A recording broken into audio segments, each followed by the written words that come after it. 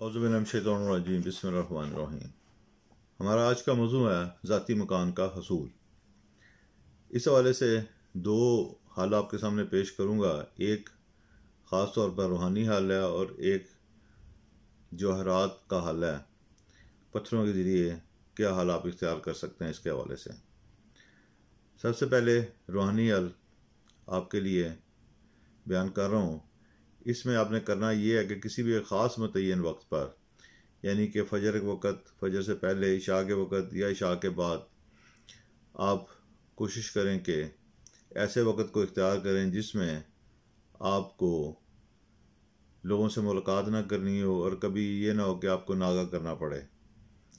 مسلسل یا تسلسل کے ساتھ آپ اس وقت اس جگہ پہ بیٹھ کے وہ عمل کر سکیں۔ اس حوالے سے آپ نے کرنا یہ ہے کہ بسم اللہ الرحمن الرحیم مکمل جو ہے اس کی آپ نے 3 تسبیحیں کرنی ہیں۔ ان 3 تسبیحوں کے بعد آپ نے اسماء حسنی کا ذکر کرنا ہے۔ وہ کچھ یوں ہے: یا اللہ، یا واسع، یا مالک الملک۔ ان تینوں اسماء حسنی کی آپ نے ایک تسبیح کرنی ہے۔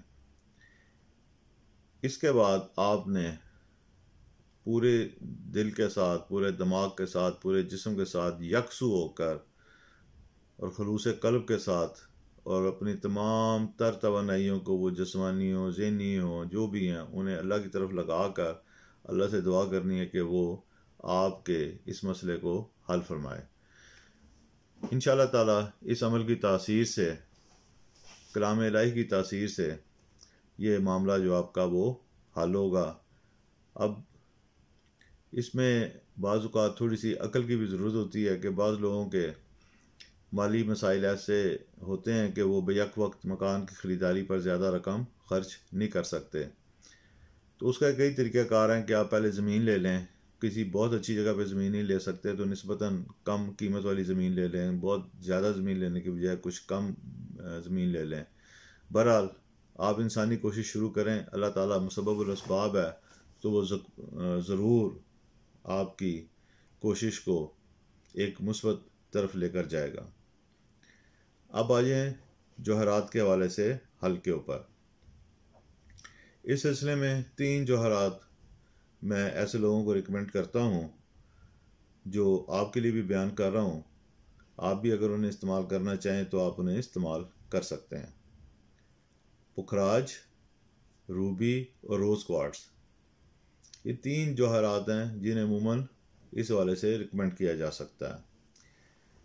یہ ایک الگ بات ہے کہ کسی بھی فرد کے ذاتی ذائچے کی روشنی میں ان جوہرات کی ترتیب یا ان جوہرات کی تعداد یا ان کے جو ہے قسم وہ فرق بھی ہو سکتی ہے، لیکن عمومی استعمال کے لیے یہ 3 جوہرات بہت اچھے نتائج لے کر آتے ہیں۔ کیونکہ جوہرات کے ساتھ میرا ایک پرانا تعلق ہے اور جوہرات نالج ہے، اس میں میری بہت گہری دلچسپی ہے۔ اس حوالے سے میں نے ایک کتاب بھی تحریر کی ہے جو آپ کو ادارے سے مل سکتی ہے۔ آپ اسے بھی پڑھیں گے تو اس سے بھی آپ کے علم میں اضافہ ہوگا۔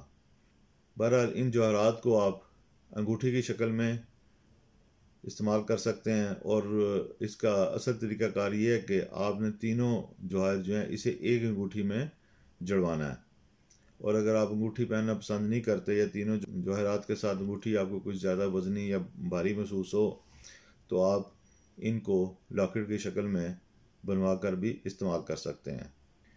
دونوں صورتوں میں یہ آپ کو فائدہ دے گا اور جو بھی آپ کا مقصد ہے، یعنی کہ مکان کی تعمیر یا مکان کے حصول مکان کے حوالے سے، اس میں یہ ان پتھروں کی جو ریڈیشن ہے وہ آپ کو آگے بڑھنے، اس حوالے سے کام کرنے اور کوشش کرنے کے لیے ایک خاص توانائی فراہم کریں گی۔